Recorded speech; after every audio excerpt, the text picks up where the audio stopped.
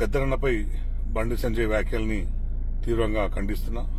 బండి సంజయ్ గారు సోయి లేకుండా మాట్లాడుతున్నట్లు కనిపిస్తుంది. గద్దరన్న ఇప్పుడు కూడా అవార్డుల కోసమో రివార్డుల కోసమో తను ప్రజా ఉద్యమాల్లోకి రాలేడు, దానికోసం పాటలు రాయలేడు. ఆ విషయాన్ని బండి సంజయ్ గుర్తిస్తే బాగుంటుంది. తెలంగాణ ఉద్యమం నేపథ్యం ఏంటి, తెలంగాణ పోరాటం నేపథ్యం ఏంటి, తెలంగాణలో అనేక విముక్తి ఉద్యమాలు జరిగినాయి, వాటి నేపథ్యం ఏంటో తెలుసుకుంటే బండి సంజయ్ గారికి గద్దరన్న అంటే ఏందో తెలుస్తుంది. అట్లా అవన్నీ తెలుసుకోకుండా ఇష్టం వచ్చినట్లు మాట్లాడుకుంటూ గద్దర్ గారి పేరును మేము ఇయ్యము, ఆయన నక్సలైటు అని ఇష్టం ఉన్నట్లు మాట్లాడడం అనేది కరెక్ట్ కాదు. గద్దరన్న నక్సలైట్ అనే విషయం గద్దరన్న ఒప్పుకున్నాడు.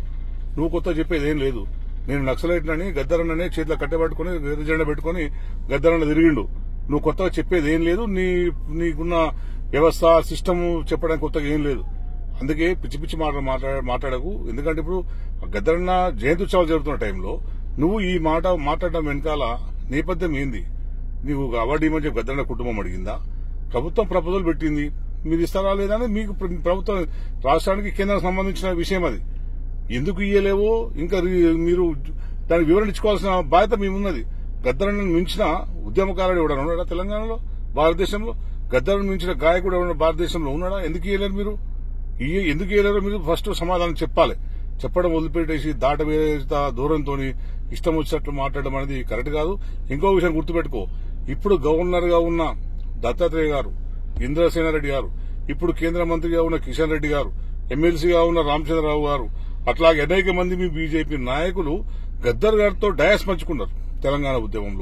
తెలంగాణ ఉద్యమంలో సిద్ధాంతాలన్నీ వదిలిపెట్టి ఆర్ఎస్ నుంచి ఆర్ఎస్ఎస్ వరకు ప్రతి ఒక్కరు కూడా తెలంగాణ సాధన కోసం ముందుకు రావాలి అని చెప్పి కలిసి ఐక్య ఉద్యమాన్ని నిర్మించిన వాడు గద్దర్. అట్లాంటి గద్దర్ మీద ఇప్పుడు నక్సలైట్ అని నువ్వు చెప్పడం అనేది కరెక్ట్ కాదు, సమంజసం కాదు. నీకు క్యాల్డెప్పినట్టు అనిపిస్తుంది. ఇప్పటికే మతి తప్పి పిచ్చి పిచ్చిగా ఏదేదో మాట్లాడుతున్నావు. ఇది కరెక్ట్ కాదని నేను బండి సంజయ్ గారికి చెప్పుకుంటూ, ఇది నువ్వు ఈ వ్యాఖ్యలకు నిరసనగా మేమందరం కూడా నీకు తప్పకుండా దీనికి బుద్ధి చెప్తాం. ఎందుకంటే ఇది నీ మాటలా మీ పార్టీ స్టాండా నువ్వు చెప్పాలి. ఎందుకంటే మీ ప్రధానమంత్రి గారు గద్దర్ గారు చనిపోయినప్పుడు ఒక లెటర్ పంపించారు, కండోలెన్స్ లెటర్ పంపించారు. గద్దర్ నాకు నివాళులు అర్పిస్తూ లెటర్ పంపించారు. గద్దర్ గారి సేవల్ని కొనియాడుతూ లెటర్ పంపించారు విమలకకు. దాంట్లో ఏం చెప్పిండు?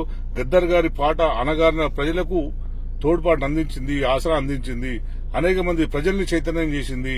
గద్దర్ గారి మరణం ఈ సమాజానికి తీరని లోటు అని చెప్పి ప్రధానమంత్రి మోడీ గారు చెప్పారు. మరి నువ్వేం మాట్లాడుతున్నావు ఇప్పుడు? గద్దర్ ఒక నక్సలైటు, ఆయన వల్ల ఇదంతా చాలా మంది చనిపోయారు, సోయిలేని మాట మాట్లాడి సమాజం